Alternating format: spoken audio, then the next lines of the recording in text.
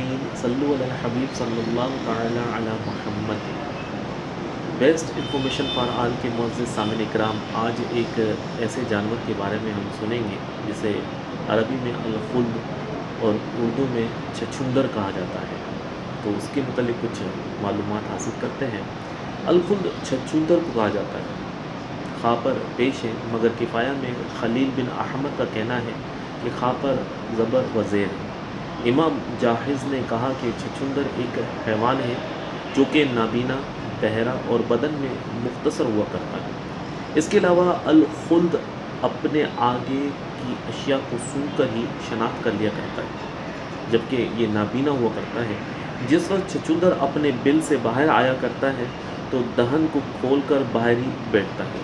100 مکھیاں آ کر، یعنی 100 مکھیاں آ کر الخلد کے دہن پر اس کے گرد جمع ہو کر بیٹھ جایا کرتی ہیں، تو یہ خلد ان مکھیوں پر اس لمحے حملہ آور ہوا کرتا ہے جس وقت وہ بہت زیادہ اکٹھی ہو جائے اور ان کو کھا جاتا ہے۔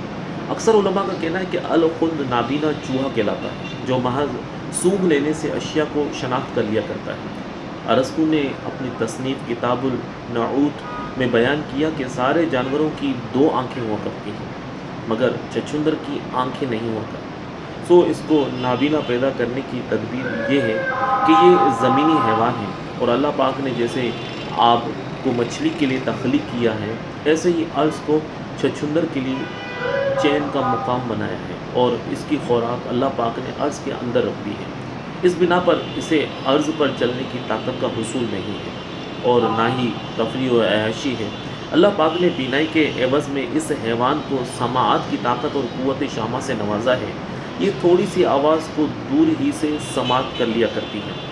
جس وقت اس کا شکار کرنے والے کے پیروں کی آواز کا احساس ہوا کرتا ہے تو فوری طور پر اپنے بل میں چلی جاتی ہے۔ ارسطو کا کہنا ہے کہ چھچھندر کو پکڑنے کا بہانہ یہ ہے کہ اس کے بل کے بیرونی طرف جوؤں کو رکھا جائے۔ جس وقت اس کو جوؤں کی بو کا احساس ہوگا تو اپنے بل سے باہر نکلے گی تاکہ جوؤں کو پکڑ پائے۔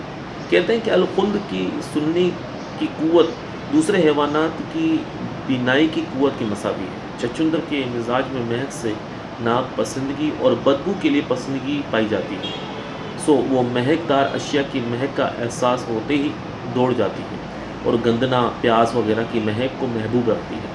اکثر اوقات انہی 2 اشیاء سے پکڑا جا سکتا ہے۔ جس وقت وہ ان دونوں اشیاء کی خوشبو کا احساس کرے گی تو اپنے بل سے باہر آ کر ان اشیاء کی جانب لپٹ پڑے گی۔ سو جس وقت چھچھندر کو بھوک لگتی ہے تو یہ اپنا دہن یعنی منہ کو کھول لیا کرتا ہے، بس اللہ عز و جل اس کے لیے مچھر کو بھیجتا ہے۔ چھچھندر مچھر پر حملہ کر کے اس کو اپنی غذا بنا لیا کرتا ہے۔ اکثر مفسرین نے تحریر کیا کہ سید معرب کا شہر چھچھندر نے تباہ کیا تھا۔ قوم سبا کے ارد گرد 2 گلشن تھے اور اللہ عز و جل نے ان سے فرمایا کہ تم اپنے خدا کی نوازی ہوئی روزی سے تناول کرو اور اس کا شکر ادا کرو۔ قوم سبا کا شہر بے حد صفائی والا تھا، حتیٰ کہ اس شہر میں مچھر، سانپ، پسو، بچھو اور دوسرے جان لیوا حیوانات نہیں پائے جاتے تھے۔ اگر کوئی فرد اس شہر میں آتا اور اس کے ملبوس میں جوئیں وغیرہ موجود ہوتی تو اس شہر میں آتے ہی ان کا خاتمہ ہو جاتا۔ اگر کوئی بشر ملت سبا کے گلشن میں جاتا اور اس کے سر کے اوپر خالی ٹوکری ہوتی تو واپس لوٹتے ہی وہ ٹوکری کئی طرح کے پھلوں سے بھر جاتی، اور یہ وہ پھل ہوا کرتے جو پک جانے کی بنا پر درختوں سے نیچے گر جایا کرتے تھے۔ اللہ پاک نے ملت سبا کی جانب 13 پیغمبروں کو بعثت سے سرفراز کیا۔ سو پیغمبران علیہ السلام نے انہیں اللہ پاک پر ایمان کی دعوت دی اور خدا کی نعمتوں کو ذہن نشین کروایا اور اللہ کے عذاب سے خوف دلایا۔ وہ قوم معترض ہوئی اور کہنے لگی کہ ہم کو علم نہیں کہ اللہ پاک نے ہمیں کس انعام سے نوازا ہے۔ قوم سبا کے شہر میں ایک ڈیم ہوا کرتا تھا جسے ملکہ بلقیس نے اپنی حکومت کے زمانے میں بنوایا تھا، اور اس ڈیم سے 12 نہریں نکلتی تھیں اور ان نہروں کی بدولت عوام تک پانی جاتا تھا۔ جس وقت ملکہ بلقیس نے حضرت سلیمان علیہ السلام کی خدمت میں حاضری دی اور اس نے ایمان کی دولت سے فائدہ اٹھایا تو قوم سبا بہت لمبے عرصے تک راہ ہدایت پر چلتی رہی اور پھر وہ باغی ہو کر کفر کے مرتکب ہو گئے۔ سو اللہ پاک نے اس قوم پر ایک نابینا چھچندر کا تسلط قائم کر دیا۔ چھچندر نے اس ڈیم میں جگہ جگہ نقب لگا کر نیچے سے کھودا اور اس میں چھید کر دیے، جس کے بنا پر ان کے ڈیم کی بربادی ہمکنار کر دی گئی۔ اس بنا پر ڈیم کو تعمیر کرتے ہوئے ان لوگوں نے ہر دو پتھروں کے وسط میں بلی کو جکڑنے کے لیے ایک چھید بنا رکھا تھا۔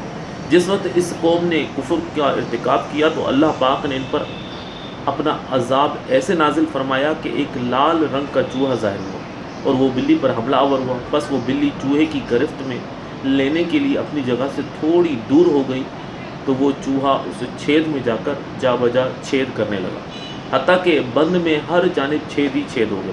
جس وقت ڈیم میں پانی کی مقدار زیادہ ہوتی تو اس چوہے کے نکالے ہوئے چھیدوں سے پانی خارج ہونے لگتا، حتیٰ کہ ڈیم قائم نہ رہا اور سیلاب کی بنا پر قوم سبا کی رہائش گاہیں نیست و نابود ہو گئی۔ حضرت ابن عباس رضی اللہ تعالیٰ عنہ سے مروی ہے کہ یہ ڈیم ملکہ بلقیس نے بنوایا تھا۔ اس بنا پر قوم سبا کے افراد پانی کے جھگڑے میں ایک دوسرے کو ہلاک کر دیا کرتے تھے۔ ملکہ بلقیس نے تمام وادیوں کے آبی بہاؤ کے ٹھہراؤ کے لیے دو پہاڑوں کے مابین بڑی بڑی چٹانوں کو تاروں سے جوڑ کر ایک دیوار تیار کر دی اور اس کے 3 دروازے ہوا کرتے تھے اور ان سے پانی نکالنے کے لیے 12 نہریں نکالی گئی۔ جس وقت پانی کی حاجت ہوا کرتی تو نہریں کھود دی جاتی تھی۔ امام ابو الفرج جوزی رحمۃ اللہ تعالیٰ علیہ نے ضحاک سے نقل کیا کہ قوم سبا میں سب سے قبل عمر بن عامر ازدی کو ڈیم کی بربادی کا پتہ چلا۔ اس وقت بوقت شب خواب میں دکھائی دیا کہ ڈیم میں ہر جانب چھید ہو گئے ہیں اور وہ ریزہ ریزہ ہو کر گر گیا ہے اور وادی سیلاب کی زد میں آ گئی ہے۔ جس وقت سویرا ہوا تو اس خواب کی بنا پر بہت فکر مند ہوا اور عمر بن عامر ازدی ڈیم کی جانب چلا گیا۔ اسے دکھائی دیا کہ ایک بڑا چوہا جولے کی مانند مستحکم دانت کا مالک ہے اور وہ ڈیم کو کھودنے میں مگن ہے۔ عمر بن عامر ازدی فوری طور پر اپنی رہائش میں آیا اور اپنی زوجہ سے یہ قصہ بیان کیا اور زوجہ اور فرزندان کو ڈیم کی صورتحال دیکھنے کے لیے بھیج دیا۔ جس وقت وہ ڈیم دیکھ کر آئے تو حکمران سردار جو تھا کہنے لگا کہ جو کچھ مجھے دکھائی دیا کیا تم بھی ملاحظہ کر چکے ہو؟ تو انہوں نے ہاں میں جواب دیا۔ سردار کہنے لگا کہ اس طرح کا کام ہے جس کو ٹھیک کرنے پر ہم قدرت نہیں رکھتے، اس لیے کہ یہ اللہ پاک کی جانب سے ہے اور اللہ پاک نے قوم سبا کو نیست و نابود کرنے کا عزم فرما لیا۔